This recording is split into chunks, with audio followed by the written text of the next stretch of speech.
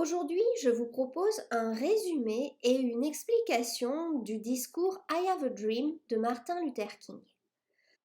N'oublie pas de t'abonner pour ne rien rater de mes prochaines vidéos et aussi pour m'encourager à continuer. Le 28 août 1963, 250 000 personnes se sont rassemblées à Washington pour participer à la marche sur Washington pour l'emploi et la liberté.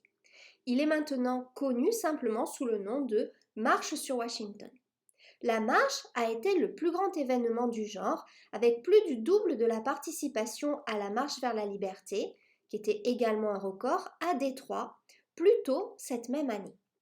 La marche a été organisée pour protester contre de nombreuses formes de discrimination raciale dont beaucoup étaient encore protégées ou appliquées par les lois de divers États. Comme le nom complet de la marche l'indique, la discrimination à l'emploi était l'une des politiques protestées, ainsi que les pratiques discriminatoires en matière de logement, d'accueil et de transport en commun. La marche est intervenue après une décennie qui a suivi le boycott des bus en Alabama de 1955 à 1956, qui sont considérés comme le point de départ du mouvement des droits civils. Ces manifestations ont eu lieu après que Rosa Parks, couturière afro-américaine et secrétaire de la section Montgomery de l'Association nationale pour l'avancement des personnes de couleur, a refusé de renoncer à son siège dans un bus de la ville.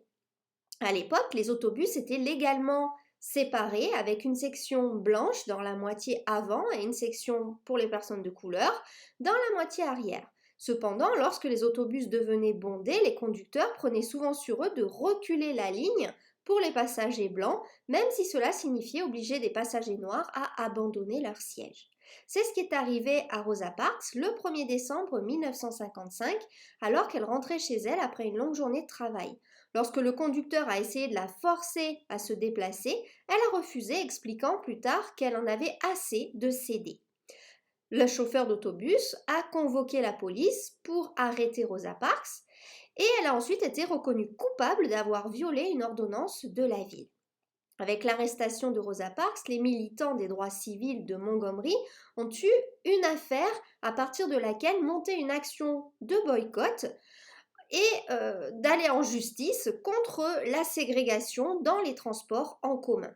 La Montgomery Improvement Association a appelé au boycott du système d'autobus Montgomery pendant une année.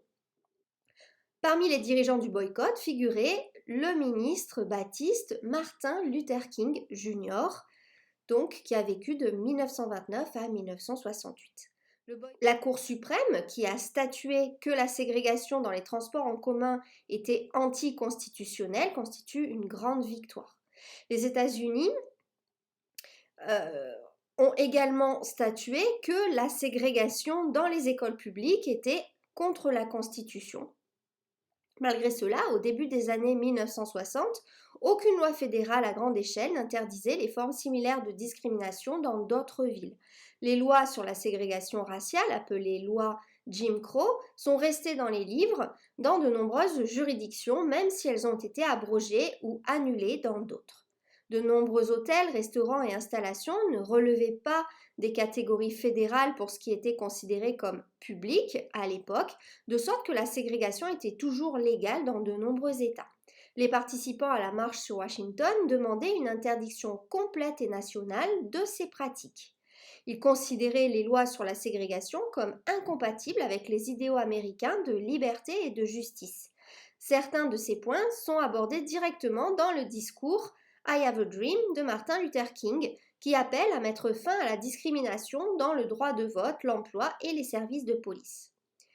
L'adresse de Martin Luther King, J'ai fait un rêve, n'était pas destinée à l'origine à être la pièce maîtresse de la marche sur Washington.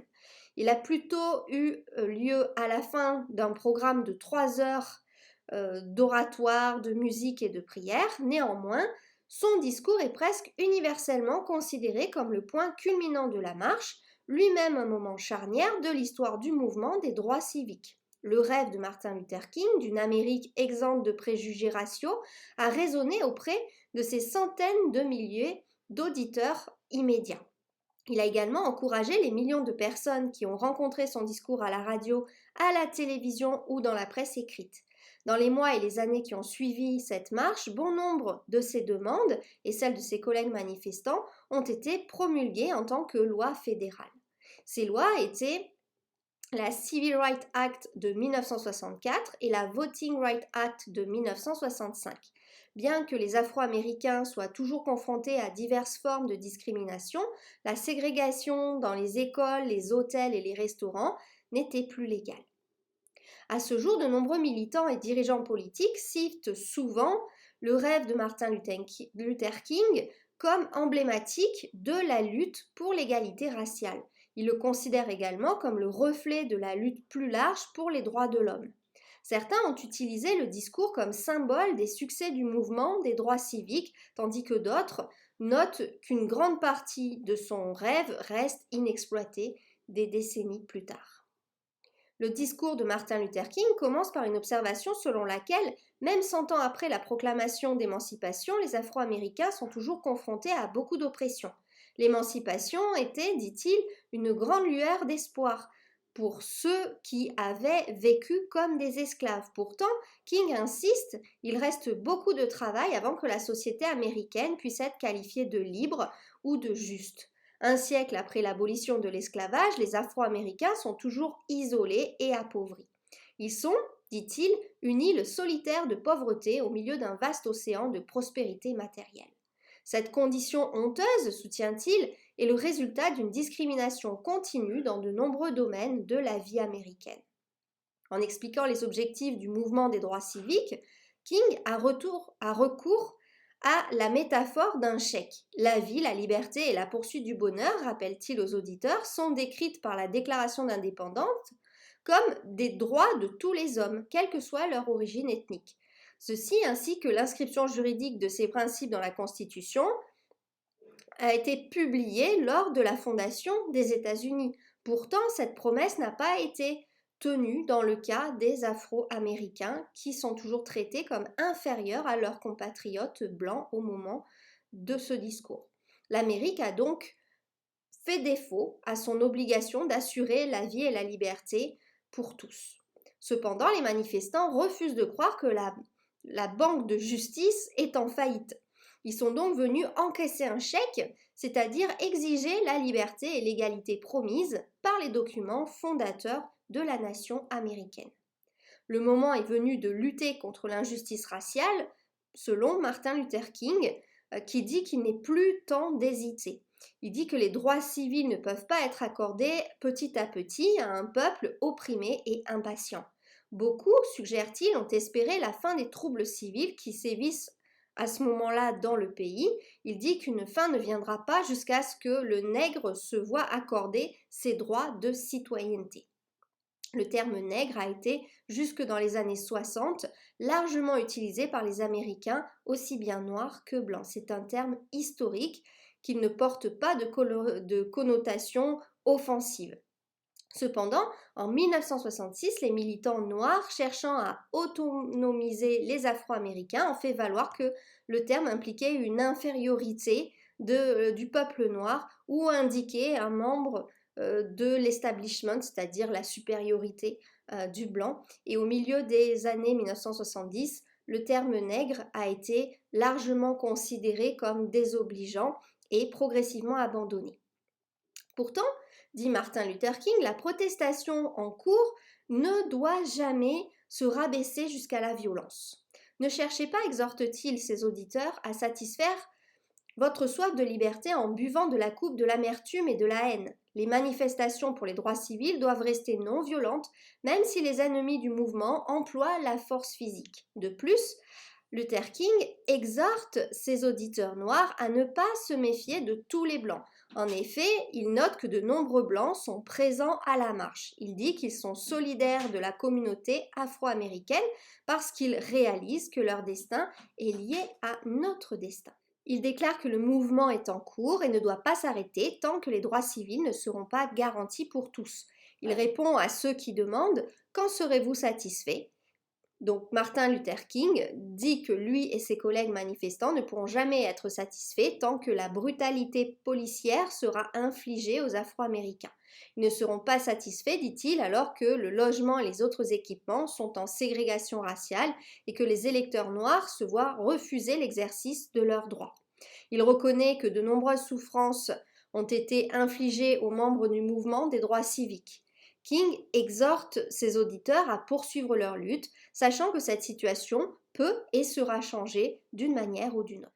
Martin Luther King partage à la fin de son discours son rêve pour la société américaine. Il rêve d'une Amérique à la hauteur de ses idéaux, de véritable égalité. C'est une Amérique où les préjugés raciaux auront disparu, dans laquelle les descendants des esclavagistes et des esclaves pourront s'asseoir ensemble à la table de la fraternité. Il rêve d'une nation qui jugera ses enfants non par la couleur de leur peau, mais par le contenu de leur caractère. C'est une nation dans laquelle les Américains noirs et blancs vivront ensemble en paix. C'est, dit Martin Luther King, l'espoir qui anime sa lutte, la foi qui permettra au mouvement d'atteindre ses objectifs. Il termine son discours en regardant avec impatience le jour où tous les enfants de Dieu, indépendamment de leur race ou de leur religion, pourront célébrer leur liberté ensemble. Donc après avoir exprimé ses espoirs pour la marche sur Washington, Martin Luther King commence le contenu de son discours de manière frappante. Il y a 5 ans, dit-il, la proclamation d'émancipation a été signée par le président Abraham Lincoln. Le choix des mots n'est pas accidentel, il fait délibérément écho au début du propre discours de Gettysburg de Lincoln un siècle plus tôt. Dès le début, Martin Luther King encourage ses auditeurs à s'identifier à l'héritage d'un grand dirigeant américain et à le poursuivre. Il prépare également le terrain, rhétoriquement parlant, pour ce qui suit. La guerre civile a été l'occasion du discours de Lincoln. De même, le mouvement des droits civils aux États-Unis était une lutte généralisée et très controversée dans laquelle les libertés fondamentales étaient contestées. Comme la guerre, le mouvement en venait également à être considéré comme quelque chose qui touchait aux valeurs les plus profondes de la nation américaine. La devise de Martin Luther King pour le mouvement souligne la nature de la lutte, sauver l'âme de l'Amérique. Dans le procès-verbal d'ouverture de son discours, King établit les règles de base de sa vision du changement social. Il choisit la métaphore d'un chèque. Cela établit qu'il y a quelque chose de contraignant, de négociable dans les promesses de la Constitution et de la Déclaration d'indépendance. Les mots magnifiques qu'il a à l'esprit incluent sûrement les éléments suivants de la Déclaration d'indépendance.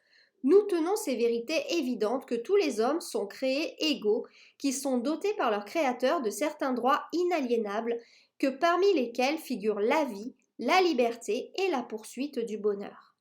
Les mots magnifiques peuvent également inclure le préambule de la Constitution qui énonce les objectifs avoués des États-Unis et de leur gouvernement. Ces objectifs sont de former une union plus parfaite, d'établir la justice, d'assurer la tranquillité domestique et d'assurer les bénédictions de la liberté à nous-mêmes et à notre postérité.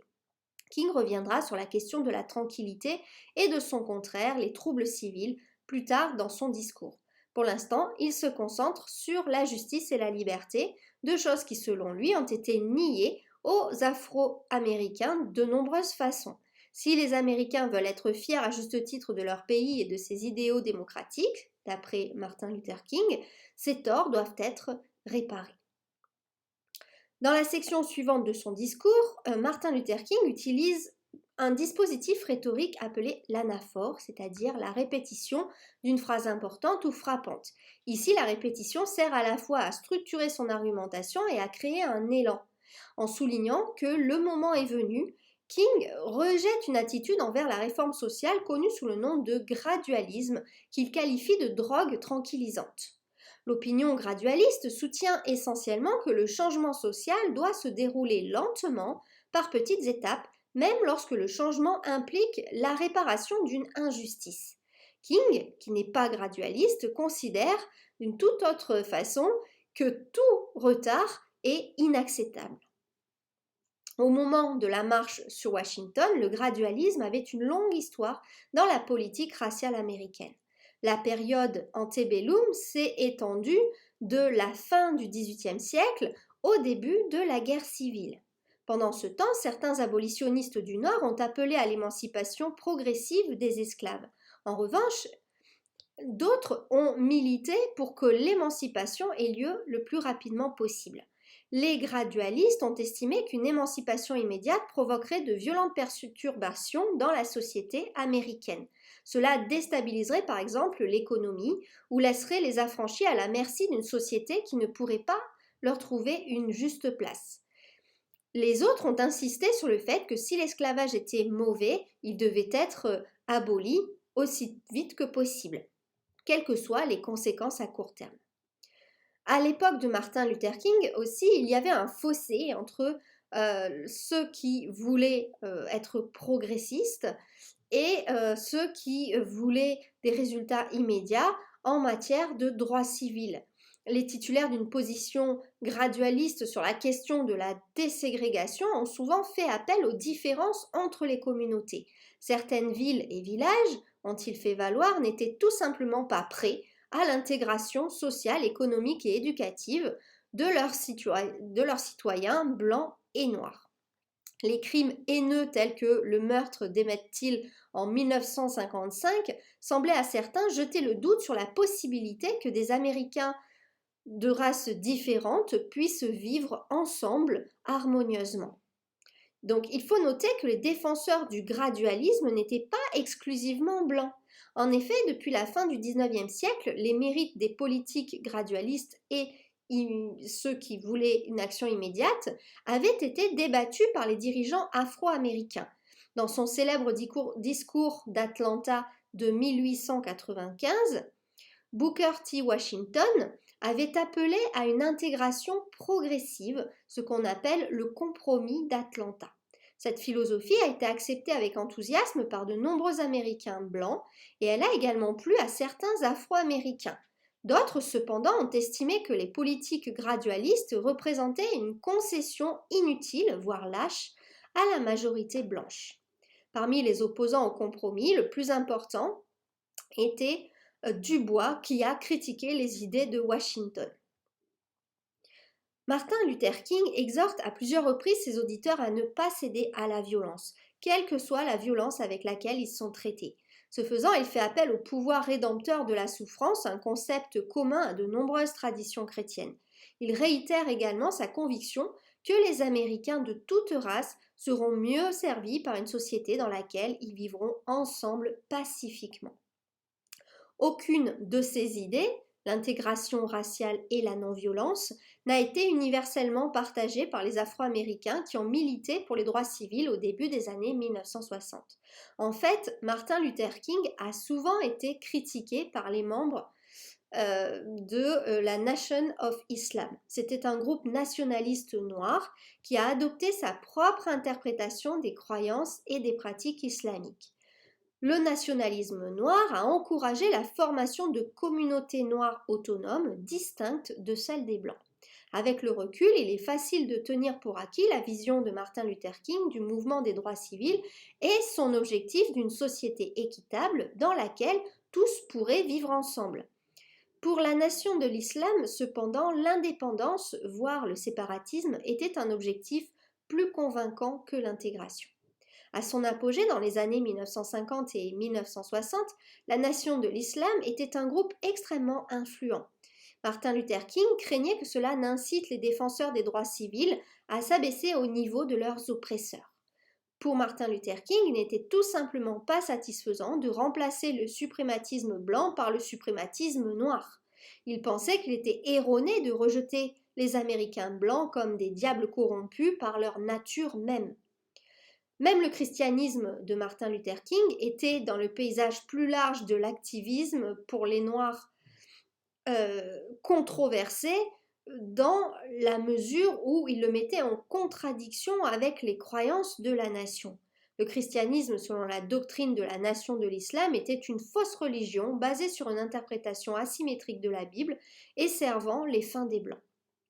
Martin Luther King était sans doute conscient de l'attrait du séparatisme religieux et politique. Par sa philosophie, il rejetait les deux. Ceux qui demandent quand serez-vous satisfait sont probablement les gradualistes dont beaucoup étaient alarmés par les nombreuses demandes de changement immédiat du mouvement. Certains aspects de la discrimination avaient déjà été traités légalement par l'intermédiaire des organes légiférants des États-Unis, donc des décisions de la Cour suprême.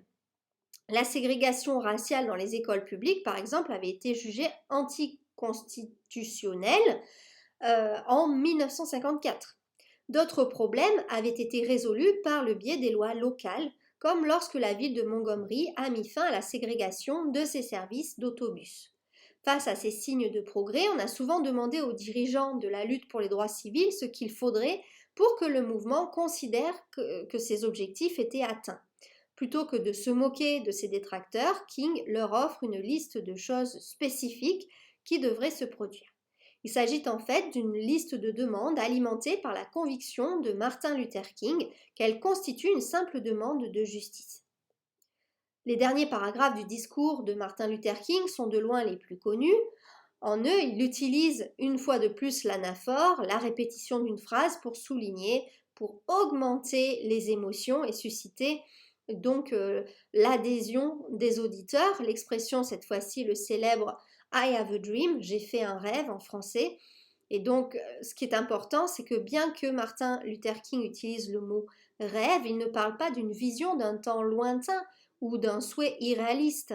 Il rêve plutôt que ses propres enfants vivront dans un monde où les idéaux de liberté et d'égalité seront respectés. La partie rêve du discours était basée sur un discours prononcé par Martin Luther King plus tôt cet été-là, pendant la marche pour les droits de la ville de Détroit. Martin Luther King avait initialement prévu de prononcer un discours beaucoup plus court lors de la marche sur Washington. Cependant, l'un de ses collègues manifestants, la chanteuse de gospel Mahalia Jackson, l'a exhorté à leur parler du rêve. Elle l'a obligé à prononcer le long discours impromptu que nous connaissons plutôt que les 4 minutes de remarques de clôture qu'il avait prévues. Une autre caractéristique notable de ces derniers paragraphes est la portée même des allusions qu'ils incluent. Martin Luther King fait référence à des citations des écritures bibliques, aux paroles des chansons patriotiques et aux paroles d'un vieux spirituel nègre intitulé « Libérez enfin ». Ce faisant, il établit un lien fort entre les idéaux civiques de la République américaine et la notion religieuse de libération du péché. La liberté civile devient, selon le discours de Martin Luther King, quelque chose de plus qu'un idéal politique moderne. Il devient un impératif religieux, l'émancipation non seulement du corps, mais aussi de l'âme. Particulièrement remarquable est la suggestion de Martin Luther King, selon laquelle tous les enfants de Dieu jouiront de cette même liberté. En d'autres termes, ce ne sont pas les seuls Noirs américains qui bénéficieront de la lutte pour les droits civils, toute la société sera meilleure. Pourtant, malgré tous ces gestes radicaux, le mouvement de clôture du discours de Martin Luther King est également intensément d'actualité. Encore une fois, il n'exprime pas un souhait abstrait de liberté, mais un désir de liberté spécifique dans un lieu spécifique et concret, l'Amérique. Il ne se plaint pas d'un vague sentiment d'oppression, mais d'obstacles spécifiques qui entravent l'objectif de l'égalité raciale. Par exemple, Martin Luther King décrit le gouverneur de l'Alabama comme ayant les lèvres dégoulinantes des mots d'interposition et d'annulation. Ce sont des termes juridiques, parfois utilisés de manière interchangeable, qui font référence aux mesures prises par les États pour s'opposer à l'application de la loi fédérale. De telles actions avaient été tentées en réponse aux déségrégations scolaires des années 1950, mais ont été déclarées anticonstitutionnelles par les tribunaux fédéraux. Comme Martin Luther King le remarque ici, certains dirigeants du Sud avaient appelé à des mesures similaires en réponse aux lois proposées sur les droits civils du début des années 1960.